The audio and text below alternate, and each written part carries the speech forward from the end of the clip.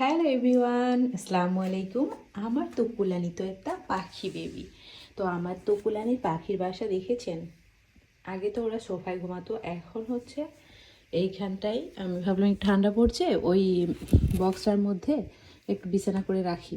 ও মা, দেখি তকুলানি খুব পছন্দ, দেখুন না। ও বাবা, মশার তো ঢুকে পড়েছে বাবাই। এই যে তকুলানি পাখির বাসায় কীভাবে শুয়ে আছে দেখুন। আমাদের তো ক্যান্টনমেন্টে থাকি, তো ক্যান্টনমেন্টে হচ্ছে অনেক বেশি গাছ, আমাদের এলাকায় অনেক বেশি ঠান্ডা পড়ে যায় রাতের বেলা, এখনও পর্যন্ত ভালো ঠান্ডা পড়ে। তো দেখুন কম্বল গায়ে দিয়ে আমার তকুলানি পাখির বাসায় কীভাবে শুয়ে আছে। এটা একটা পাখির বাসা, আর সেই পাখির বাসায় কেমন করে শুয়েছে। আর মামনি অন্য রুমে ঘুমিয়েছে আজকে। এখন হচ্ছে কয়টা বাজে, 9টা বাজে, 9:30 বাজে। তো ফাইনালি আমরা খাওয়া দাওয়া করে নিয়ে এসে ঘুমাবো, সোফায় ঘুমাতে দেবো ওর মাকে। বা টুকুলানি 3-4 দিন ধরে এখানেই ঘুমোচ্ছে। টুকুলানি হচ্ছে অনেক ব্যস্ত কয়দিন ধরে, মানে অনেক ব্যস্ত বলতে টুকুলানির নানু ব্যস্ত হলে টুকুলানিও ব্যস্ত হয়ে যায়। কারণ রোজা চলে আসছে, আপনারা তো সবাই জানেন। আর আমি বাড়িতে ছিলাম, অনেক কিছু গোছগাছ করা আসলে বাকি। তো শীতের অনেক কাপড়, টুকুলানির নানাতে একটু গোছগাছ করে না, সব কিছু এলোমেলো করে রেখেছে। তো সেই জন্য তকুলানির নানি খুব ব্যস্ত। আর সেই নানু ব্যস্ত থাকলে তকুলানি কীভাবে তোমাদের সুন্দর সুন্দর ছবি পোস্ট করে দেখাবে বলো? নানুর তো ছবি তুলে দিতে হয়, পোস্ট দেয় না হয় তকুলানি, সুন্দর ছবি না হয় তকুলানি পোস্ট না হয় করতে পারে, কিন্তু সুন্দর ছবির জন্য তো তুলে দেওয়ার জন্য তো নানুমণির লাগে। তাই নানুমণি খুব ব্যস্ত, তাই তকুলানিও হাতে হাতে বেশ কাজ করে দিচ্ছে। পাখির বাসায় এখন ঘুমিয়েছে, সারাদিন অনেক কাজ করে দিয়েছে না। নানু আজকে আবার একটু শপিং করতে গিয়েছিল, রোজা চলে আসছে, রোজার আগে যা যা কেনা লাগে ওইসব কিনতে গেছিলো। তাই তকুলানি সারাদিন একলা একলা ছিল, মনটা অনেক খারাপ খারাপ করে ফেলেছে। তো এখন এসে একটু ভালো করে খাওয়া দাওয়া করিয়ে দিলাম। আর তকুলানি পাখির বাসায় এরম করে ঘুমো করেছে, দেখো তোমরা দেখো।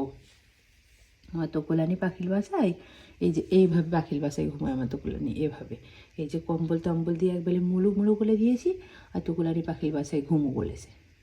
এত লক্ষ্মী আমার তকু, কত যে ভালো ভালো বেবি। আর তকুলানি মাম্মি একলা একলা তো ঘুমায় না, দুস্তু। সে আমরা ছিলাম না বাসায়, সেই জন্য অন্য রুমে, আমার শাশুড়িদের রুমে গিয়ে ঘুমো করেছে। তো ঘুমিয়ে আছে দেখে আর আনি নাই। আর তো কিন্তু তকুলানি নানির সাথে ছাড়া থাকে না, কারণ তকুলানি নানুকে খুব ভালোবাসে, অনেক ভালোবাসে, অনেক দুস্থ বলে, বাট অনেক ভালোবাসে। এই যে বুঝু বুঝু নাকে তাদো করে দিলে তকুলানি আলো আলো খুশি হয়, অনেক অনেক ভালোবাসে আমাকে। তো এই তোমার টুকু, তোমরা দেখো আমার টুকুর মুখটা কত সুন্দর, তোমরা দেখেছো? মাশাল্লাহ বলবা সবাই, মাশাল্লাহ বলবো। মাশাল্লাহ বললে আমার টুকুলানি সব সময় আল্লাহর রহমতে তোমাদের দোয়ায় সুস্থ থাকবে। কারণ আমার টুকুলানি তো মাশাল্লাহ অনেক ভালো, অনেক কিউট বেবি। ওর বাবা, ওলি বাবা, ওলি বাবা, ওলি বাবা, কি কিউট করে ঘুমায়, তোমরা দেখেছো? এরকম কিউট বিড়াল তোমাদের নেই আমি জানি, এত সুন্দর, এত কিউট, এত পলি বাচ্চা তোমাদের আছে? কম্বলে সেও সাদা একটা বাচ্চা তোমাদের আছে? নাই তো, জানি তো, সবারই আছে, কারণ সবার সুন্দর বাচ্চা, সবার বাচ্চা সবার কাছে সুন্দর, তাই না? সব বিড়ালই তো কিউট। তো এগুলো আমি তো এখনও বলিই নাই। আমি যেখানে গিয়েছিলাম শপিংয়ের ওখানে, তো দেখি ওখানে একটা সুন্দর বিল্লু, ওটা পিকাচুর মতো দেখতে, খুব কিউট। তাকে একটু আদর করে দিয়েছি, কারণ সে খুব গা ঘেঁষা। তাকে একটু এলোমেলো করে আদর করে দিয়েছি। তো কুলানি তো জানি না, জানলে আমাকে বকা করবে, হিংসা। তো কুলানি খুব হিংসুতে, তো খুব হিংসুতে, কাউকে পছন্দ করে না নানুমণির কাছে।